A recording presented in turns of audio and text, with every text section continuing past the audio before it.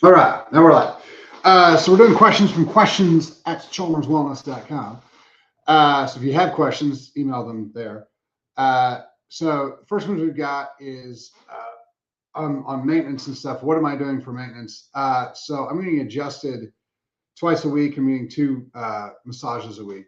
The tissue work's real important because as you're trying to build up musculature, if you're trying to lose fat, if you're working out really hard, if you're training real hard for what you're doing, um, your body's going to hold lactic acid. It's going to hold waste products. It's going to have knots. It's going to do stuff like that. If you don't constantly do the maintenance and work those things out, they end up building up over time. And so when we look at a lot of injuries that we've seen, I'll talk to athletes and they'll be like, well, I've been feeling it for a while and it's just now got to the point where it's, I have to do something about it. And I'm like, okay, well, you've radically reduced your ability to work out and train.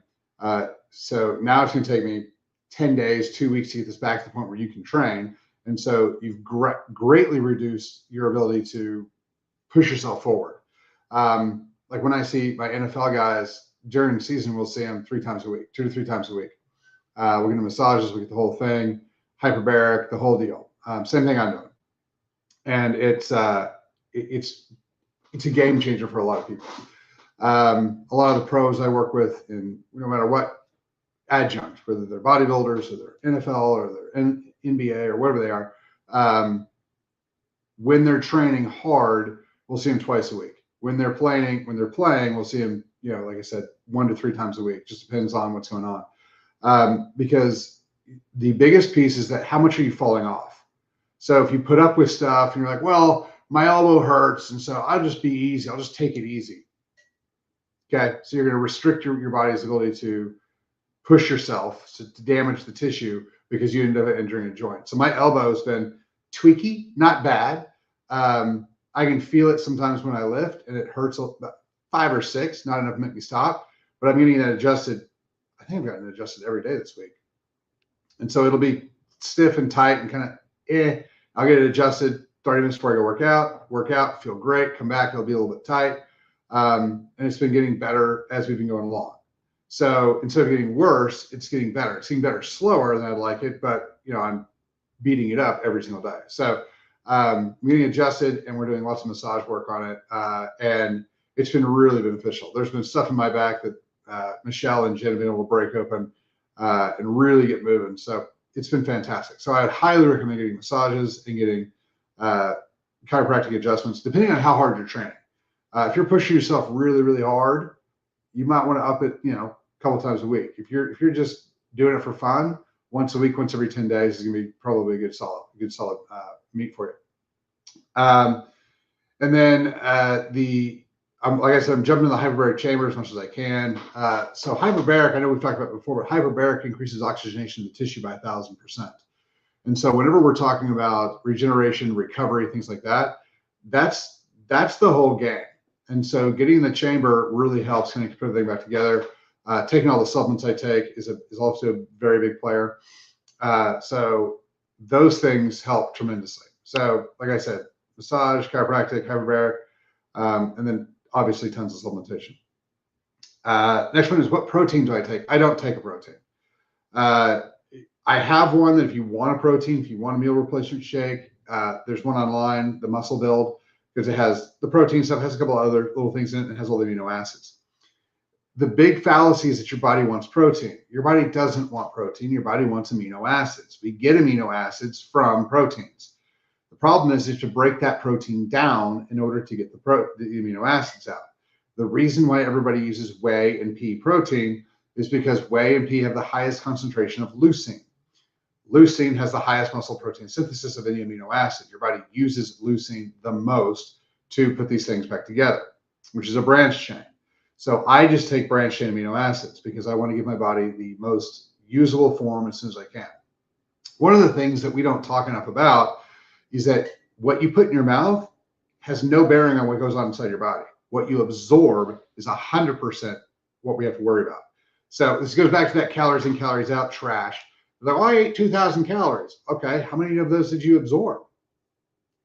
That's the big question. And that factor is wildly complicated by, if you're eating whole foods, if you're eating, how processed the food is. Like we've talked about this before, but you take like an almond. We're talking about the absorption of fat from an almond. You take an almond, you eat it, and you're getting like 33% of the fat that's in that almond absorbed. If you roast that almond, it goes to 33 to 35. If you crush it in almond butter, it goes to like 40. If you make it almond oil, then it's like 45 to 50% of the entire fat from that you're going to absorb. Fiber obviously decreases that to a linear function. We see that a lot with glycemic function. So like if you drink orange juice, the glycemic index is really high. If you eat the orange with all the fiber that restricts your body's ability to absorb things, the glycemic index is much lower. So, when you actually start getting into the chemistry of things, and you get away from the insanity and the stupidity that Western medicine has forced on us with calories in, calories out, you start realizing, oh, there's a whole nother spectrum of this that matters. And that's really, really important. So I would never take a protein when my body wants amino acids. The only protein that I will take when I know my body needs amino acids is collagen.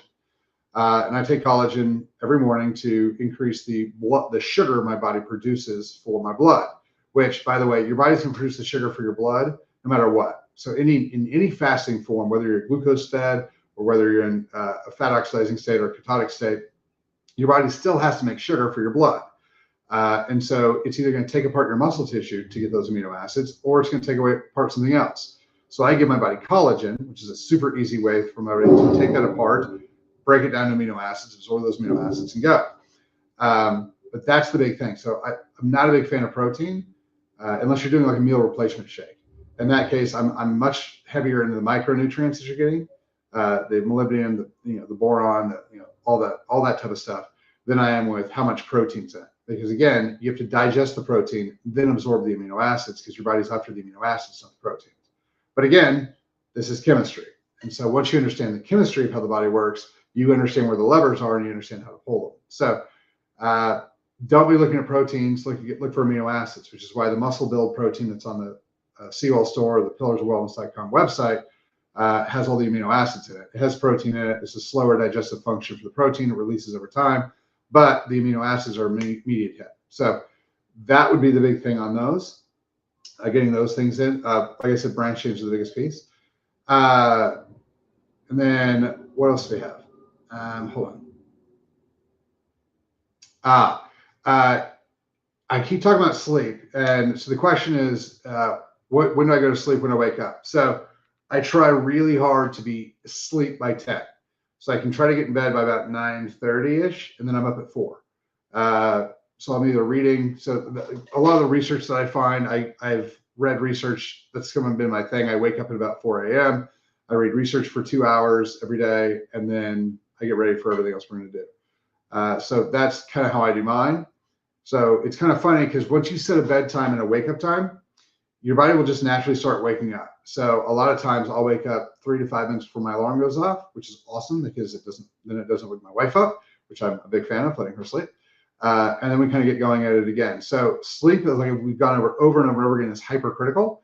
That's when you regenerate, repair, and heal. And so if you haven't maximized your sleep and like do a sleep study, figure out where your oxygenation is at night, get that as high as you can, as close to 100% all night long as possible. My CPAP is connected to an oxygen concentrator, which keeps me where I'm supposed to be. And then make sure the temperature is right. Weighted blankets are great.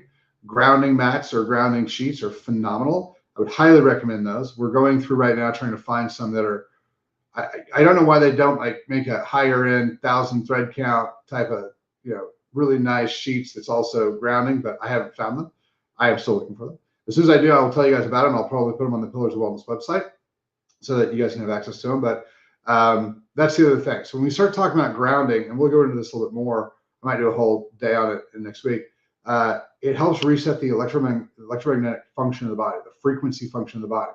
I'm a real big fan of working on frequencies. It's how we eliminate allergies. It's how we reset the, communication system of the body. So whenever I talk about like, if you have food allergies, we'll just fix them. That's what I'm talking about, is using frequency harmonics to convince your body that a certain food is okay. Like eat a peanut and die, like you can fix that pretty easily. But the biggest thing is that not to eat it and die or eat it and get sick, all the little ranges where, you eat it and it gets you inflammation that decreases the body's functionality. That's a really, really big one. So We'll go over that next week. I'll do a whole deal on energy frequency and energy function in the medicine, that type of thing we do here, which is one of the reasons I try to get people to come in and do the QRA Thera here, so I can muscle test them here, and then we can do the Thera treatment to reset their body's electromagnetic frequencies. But grounding is spectacular. You guys should be doing that more. And I'll do a whole thing on grounding and frequencies next week. But that's kind of how that goes as far as sleep goes. Then I got a weighted blanket, and I've got a chili pad that kind of blows cold air on me so that my temperature is fully regulated all night long. So, but that's the big thing. So the sleep is really, really important. If you haven't looked into that stuff, look into it. I might do a whole thing next week on sleep as well. So, but we'll do that, and we'll get you guys some answers. So, thanks for your time. If you guys have any questions, hit us up, questions@chalmerswellness.com. Thanks.